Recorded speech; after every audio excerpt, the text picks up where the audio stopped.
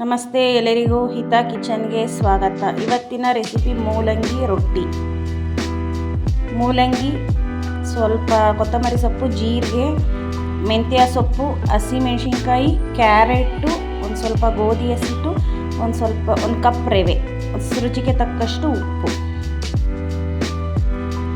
ಸ್ವಲ್ಪ ಉದ್ದಿನಬೇಳೆ, ಕಡಲೆಬೇಳೆ ಒಗ್ಗರಣೆ.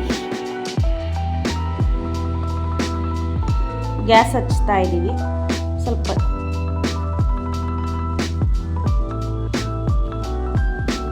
ಒಂದು ಸ್ಪೂನು ಎಣ್ಣೆ,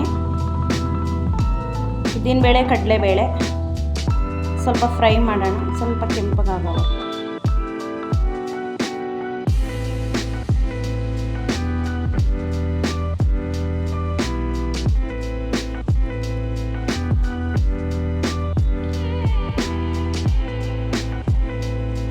ತುರಿದಿರೋ ಮೂಲಂಗಿ ಹಾಕೊತಾ ಇದ್ದೀವಿ.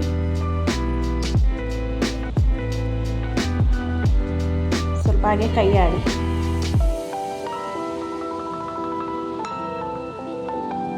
ಮೆಂತ್ಯ ಸೊಪ್ಪು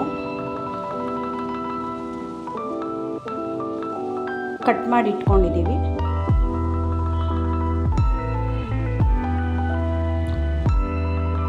ಸ್ವಲ್ಪ ಕೊತ್ತಂಬರಿ ಸೊಪ್ಪು ಕಟ್ ಮಾಡಿರೋದು,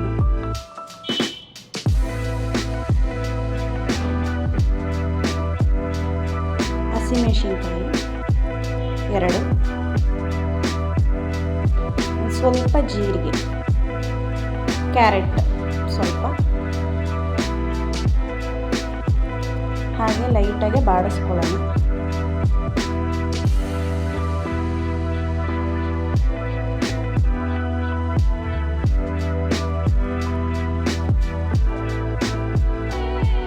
ತುಂಬ ಹೆಲ್ತಿ ಫುಡ್ ಇದೆ. ಮಕ್ಕಳು ಆಲ್ಮೋಸ್ಟ್ ಮೂಲಂಗಿ ಇವಾಗಿನ ಇದರಲ್ಲಿ ಯಾರೂ ಲೈಕ್ ಮಾಡಲ್ಲ. ಆದ್ದರಿಂದ ಮೂಲಂಗಿನ ಸ್ವಲ್ಪ ರೊಟ್ಟಿ ಜೊತೆಗೆ ಸೇರಿಸಿ ಕೊಟ್ಟರೆ ಮಕ್ಕಳಿಗೂ ಫ್ಲೇವರು ಗೊತ್ತಾಗಲ್ಲ. ತುಂಬ ಚೆನ್ನಾಗಿರುತ್ತೆ, ಹೆಲ್ತಿ ಫುಡ್ಡು. ಮಾಮೂಲಿ ಒಂದೇ ಥರ ರೊಟ್ಟಿ ಮಾಡಿ ಬೇಜಾರಾಗಿರ್ತೀವಿ. ಸ್ವಲ್ಪ ಜೀರಿಗೆ ಹಾಕಿ ಒಂದೇ ಥರ ರೊಟ್ಟಿ ಮಾಡಿ ಬೇಜಾರಾಗಿರ್ತೀವಿ. ಈ ಥರ ಒಂದು ಸಲ ಟ್ರೈ ಮಾಡಿ, ತುಂಬ ಟೇಸ್ಟಿಯಾಗಿರುತ್ತೆ, ಹೆಲ್ತಿ ಫುಡ್ಡು. ಲೈಟಾಗಿ ಹಾಗೆ ಬಾಡಿಸ್ಕೊಳ್ಳಿ. ಸ್ವಲ್ಪ ಸಾಲ್ಟ್ ಹಾಕೋಣ ರುಚಿಗೆ ತಕ್ಕಷ್ಟು.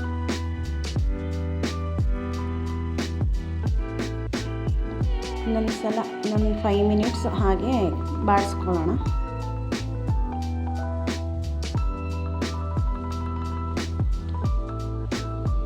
ಈಗ ಗ್ಯಾಸ್ ಆಫ್ ಮಾಡ್ಕೊತಾ ಇದ್ದೀವಿ. ಒಂದು ಬೌಲಲ್ಲಿ ರವೆ ಹಾಕ್ಕೊತಾ ಇದ್ದೀನಿ.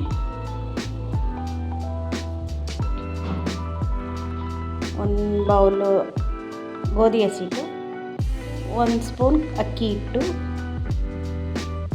ಸ್ವಲ್ಪ ಸಾಲ್ಟ್ ಹಾಕ್ಕೊಳ್ಳೋಣ.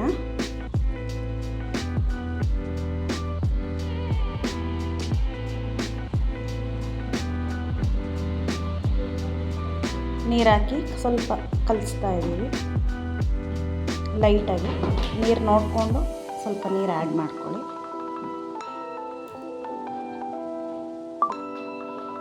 ಸ್ವಲ್ಪ ಸಾಲ್ಟ್ ಹಾಕ್ಕೊಳ್ಳೋದಕ್ಕೆ.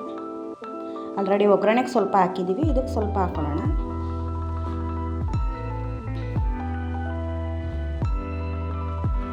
ಇವಾಗ ಒಗ್ಗರಣೆ ಮಾಡಿ ಇಟ್ಕೊಂಡಿರೋದನ್ನು ಇದಕ್ಕೆ ಮಿಕ್ಸ್ ಮಾಡ್ಕೊಳ್ಳೋಣ.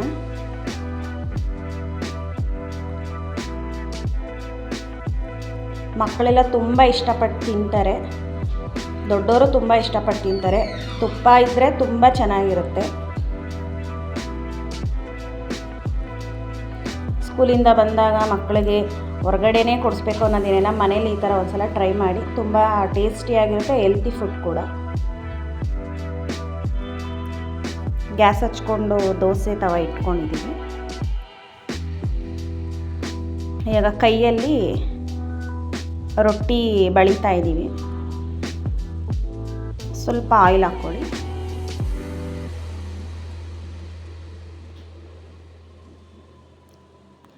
ಕೈಯಲ್ಲಾಗೆ ತಟ್ತಾ ಇದ್ದೀವಿ, ಹೆಂಚು ಮೇಲೆ ಹಾಕ್ಕೊಂಡು.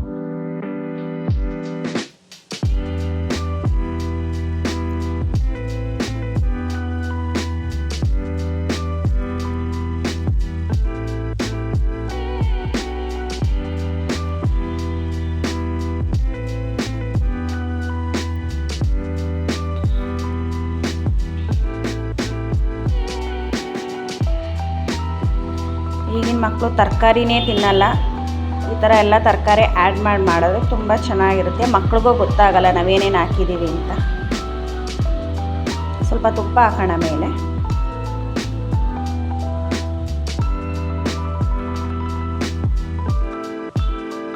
ಫೈವ್ ಮಿನಿಟ್ಸ್ ಟೇಸ್ಟ್ ಮಾಡ್ತಾ ಇದ್ದೀವಿ. ನೋಡೋಕ್ಕೂ ಕಲರ್ಫುಲ್ ಆಗಿದೆ, ತಿನ್ನಲು ತುಂಬ ಚೆನ್ನಾಗಿದೆ. ಹೀಗೆ ಲೈಕ್ ಮಾಡಿ, ಶೇರ್ ಮಾಡಿ, ಕಮೆಂಟ್ ಮಾಡಿ. ಹೀಗೆ ಹೊಸ ಹೊಸ ರೆಸಿಪಿಗೆ ಹಿತಾ ಕಿಚನ್ ಸಬ್ಸ್ಕ್ರೈಬ್ ಮಾಡಿ.